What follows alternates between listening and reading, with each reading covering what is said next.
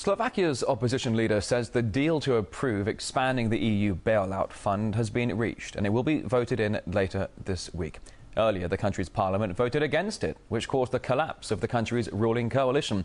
Slovakia was the only member to say no to increasing the facility, which already got the green light from 16 out of the 17 Eurozone members. Let's now talk to British Euro MP Nigel Farage for more insight into this. Thank you for coming on today. We know that Slovakia will hold another vote expected to approve expanding the bailout fund. Why would it want to derail it in the first place when the cash there could be used to help it as well?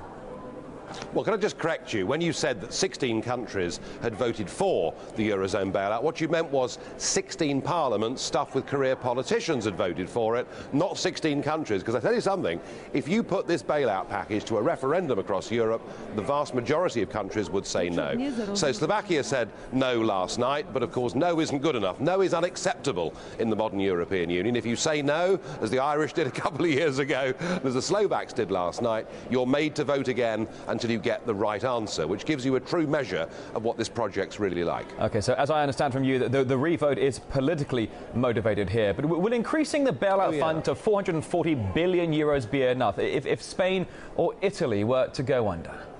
No, I mean, look, you know, it's difficult to tell what will happen, but if Italy goes, they're going to need a couple of trillion to bail it out. And what is the point, actually, of bailing these countries out? What are the bailouts? Are these bailouts helping the people in Greece and Portugal and Ireland? No, they're not.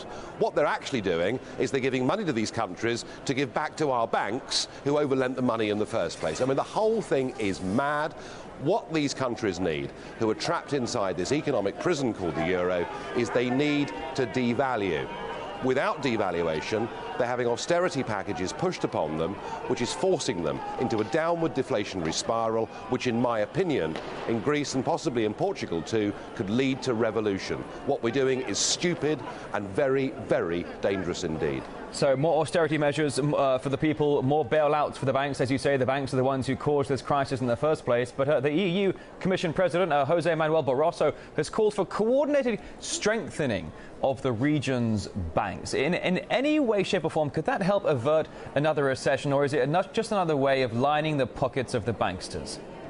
What it is, it's a way of preparing the banks for the inevitable defaults that are going to come from those Eurozone countries. And that's why they're recapitalising the banks. I mean, I accept that sovereign debt and bank debt are two separate issues, but the interconnection is also very strong indeed. Look, they are, you know, you must understand that I've just been in this parliamentary chamber with Mr. Barroso. These people are absolutely intent on creating a United States of Europe. They don't care how many millions of people are chucked onto the unemployment scrap heap. They don't care about the tide of human misery that they cause. They have got their political goal. But the reality is that not only economically is this failing, but politically it's failing. You know, we can talk about the Slovakian parliament, but more significantly, look at what happened in Finland earlier this year, where a virtually brand new political party got 20% of the vote. Look at the opinion polls in the Netherlands. There is now a split in Europe from north to south, and in the north we are witnessing a democratic revolution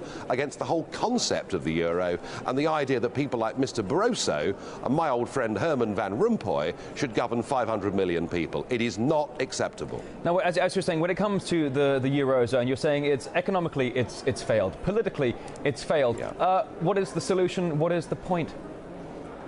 Well, I have been asking now for about 9 months, repeatedly, for a plan B. Could we please be grown up? Could we please be mature? And could we please be good Europeans and recognise that when this inevitable Greek default comes, unless we have a plan B, on day one there'll be no money on the banks, on day two there'll be no bread in the bakers. So can we please have a contingency plan that allows us to deal with this problem as and when it emerges? To date, they've prepared absolutely nothing, and this is just how irresponsible and dangerous these people are. I think what will happen now is that senior economists will begin to put together a contingency plan that allows Greece, Portugal and probably Ireland too to leave the euro, to reschedule their debts, to get a new currency that devalues by maybe 50 or 60%.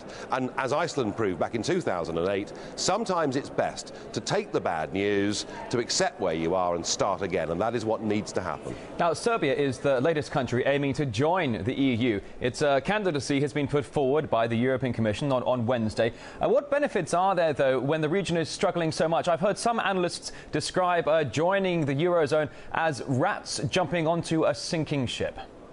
Yeah, well, it's very stupid. And again, this is the political class of Europe that want to do this. I mean, Serbia and Serbian politicians, of course, will all become multimillionaires if they join the European Union. So that's extremely attractive to them, if not to the Serbian people themselves. But look, I mean, think about this. Just a decade ago, we had the Croats and Serbs killing each other in vast numbers so that they could be in separate countries, and now their politicians and leaders want to reunite them all again in the same kind of political union that Yugoslavia was. I think it's absolutely insane. Nigel Farage, a British Euro MP. Thank you. Thank you.